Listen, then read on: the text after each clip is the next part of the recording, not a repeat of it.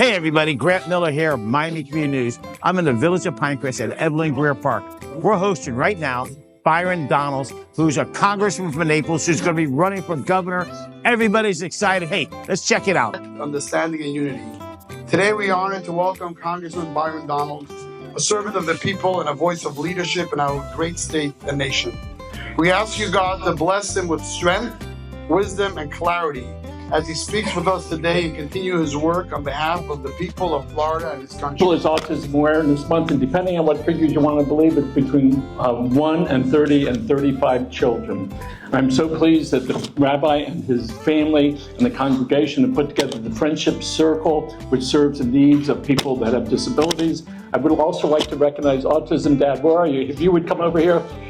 These are two people that wear it on their sleeve. The Friendship Circle, which is a campus where children on the spectrum or neurodivergent children could call home. It's a place where we bring together volunteers from our community and show this community that, you know what, you're not alone. The road that you're taking is, it used to be people were uncomfortable walking around with this hat, and I'm very proud that you're walking around as a proud dad. Michael, Brent, and Susan, you remind me too much.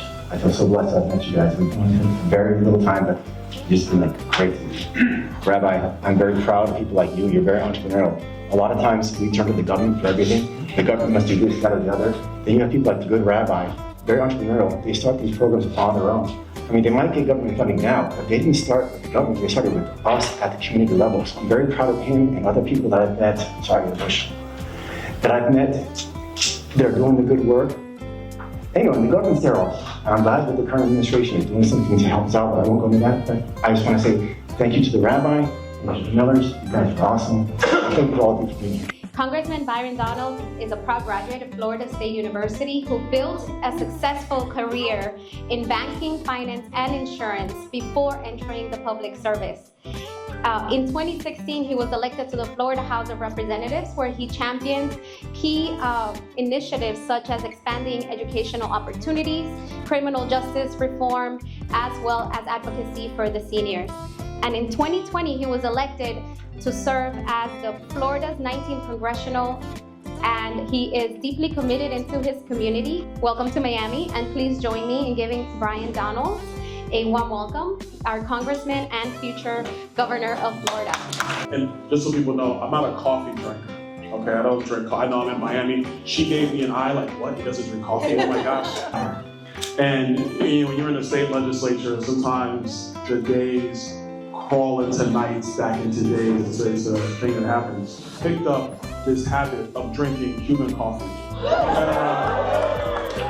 Because Brian's legislative aide, who is a long-time friend of mine, and her husband, John Jenkins, is here today. Sylvia Castellanos worked for Brian Donald, and Sylvia would make the best Cuban coffee in the capital. I go, Sylvia, I need coffee.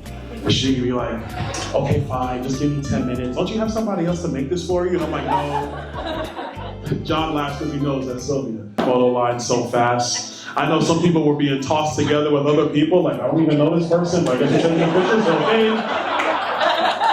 We're taking the pictures together, that's all right, it's okay, you know. Listen, this is community news, so we're a community, so if being tossed into a picture with somebody else, trust me, this is gonna come back and be spectacular for your future relationships, just go with it. My mom did everything that she could.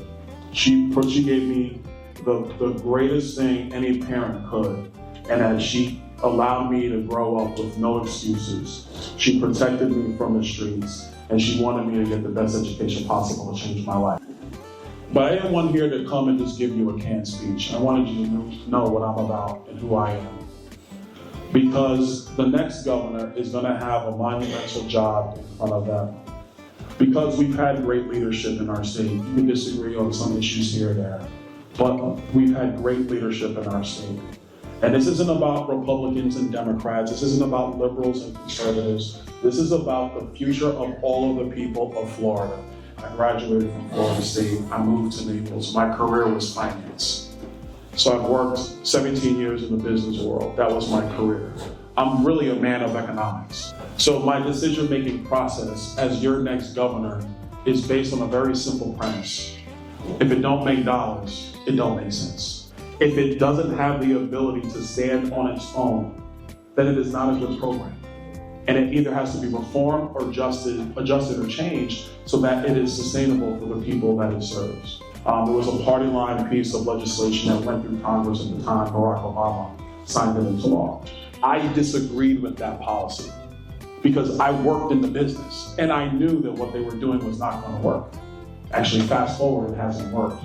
Because at the time, they told us that this bill was going to hold the big banks accountable and it would make too big to fail a thing of the past. Well, if you examine our banking system today, almost 15 years since Dodd-Frank, the exact opposite of what the American people were told has happened. They're supporting me. A lot of my friends who are still back in Tallahassee, slugging it out like Brian and so many others right now. But the reason why I'm running to be your next governor is because this state by far is the best. I want it to continue to be the best. And now let's talk about the policy, the ideas of what's going to take the best state in the country and take it to higher levels. A couple of things. Number one, insurance. You can't get away from it. We got to tackle it. Let's get into it. The system is a mess.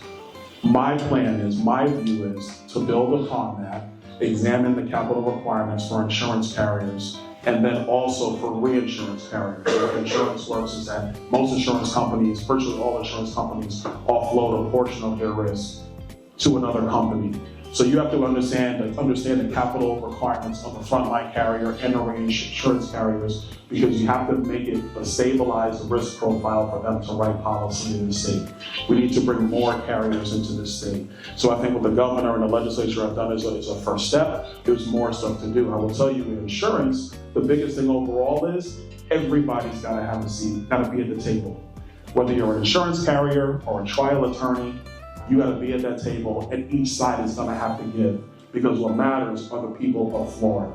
Definitely, what my plan is to take the transportation budget currently, expand the bonding portfolio of FDOT so we can speed up project work, and then working with the MPOs and county government about what are going to be the state and local interchanges to really alleviate the system. It's one thing to say as governor, I'm going to expand 95 by 2 more lanes. Where are you going to get the property from?